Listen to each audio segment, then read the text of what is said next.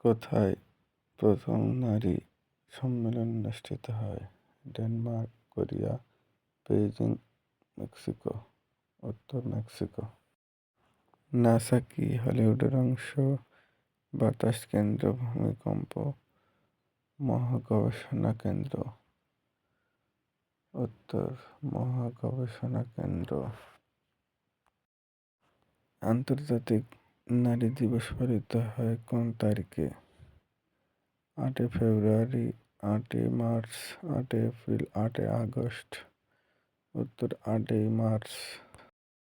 জাপানের পার্লামেন্টের নাম কি? ডায়েট, কায়েট, লোকসভা, ন্যাশনাল অ্যাসেম্বলি। উত্তর ডায়েট।